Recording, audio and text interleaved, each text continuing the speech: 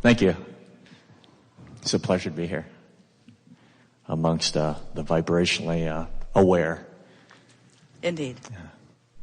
I like to make comparisons between different spiritual beliefs and kind of come to the conclusion that we all kind of believe the same thing, just in different ways.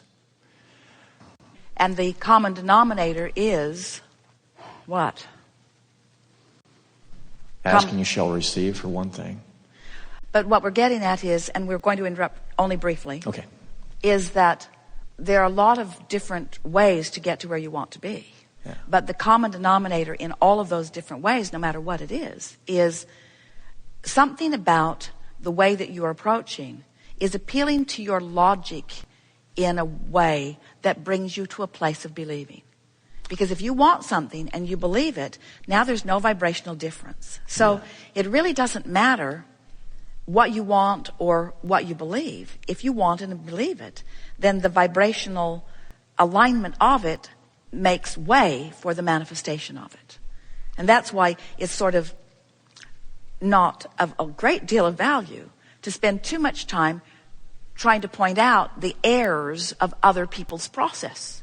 Oh yes, I don't really look at it as errors, but as far as I've read information about the ego versus the spirit, so to speak, and my analogy is the ego the physical part and the spirit the non-physical part that we talk about. We have a question for you. Okay. We're really bad at interrupting. Okay, good. But when things start going south, we want to drag them back into alignment. Okay. And so we're just going to drop a sort of big bomb on the subject of ego and say to you, did you hear us earlier saying that we're standing in the vortex? Yes. And Esther is saying, Abraham, come over here and comfort me. And we say, we will maintain the frequency of that which you are. And if you wish to join us, come on in. Yes. Have you ever heard a more egotistical statement in all of your life? Well, we stand in the rightness of all that you have become. And we will deviate from that rightness, not an iota, not a particle, not a frequency, not anything. We will stand in the fullness of who you are. And if you are to be in vibrational alignment with that which we are, then you got to come to where we are. We'd call that, in every sense of what humans call egotistical. Because by ego, we mean focus. We mean understanding, perspective, and holding the perspective deliberately. That's the way we would define ego. Everybody that uses it means something different about it. Yeah. But you get what we mean? Yes, I do. Yeah. And further, you came forth into this physical body with an enormous, terrific determination to focus. Not one of you said, I'll come and be a puppet. Every one of you said, I'll come forth and I'll sift and sort and I will decide, thought by thought, experience by experience, conversation by conversation, what I most want, what would feel better to me. I will hold the frequency of that and manifestation will ensue. Not one of you said, I'll go forth and follow someone else's lead. You all said, I'll come forth and follow my bliss. I'll follow my inclination. Every one of you said that. That's a very powerful focus. You came with a personality and an ego because you are a creator. In other words, when we say to you, you hold the power that creates worlds in your focus, we think that's ego. But a lot of times when people are criticizing the idea of ego, it's because, and we would agree with this, when you stand outside your alignment and then you use your sheer willpower to try to make things happen, affirming, demanding, a lot of times people will call that egotistical. Yeah. And we don't call that egotistical. We call it out of the vortex.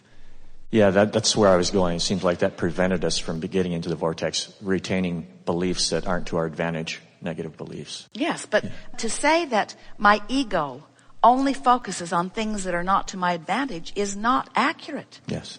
In other words, do you really divide your ego in half? And sometimes you focus it out of the vortex, and so you call it egotistical. And sometimes you focus it in the vortex, so you call it spiritual. Let's call it focus, out and in, out and in, out and in. Let's call it guidance. And let's talk about the true knowledge of who you are. In other words, here's a really good way to look at this. Do you know why you ever experience negative emotion? because you're focused in a way that your inner being will not focus. Your stubborn, determined, focused, egotistical inner being who will not deviate from its knowledge of your power, of your brilliance, of your goodness, of your value, of your worthiness, will not deviate from it. And when you do, you feel the separation, you see. Yes. Don't you just love knowing that?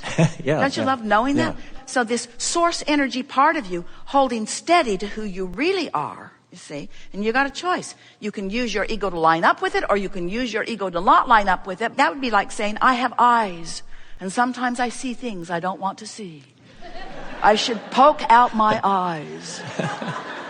I should extinguish my eyes. One time I tasted something that was so nasty, I spit it out.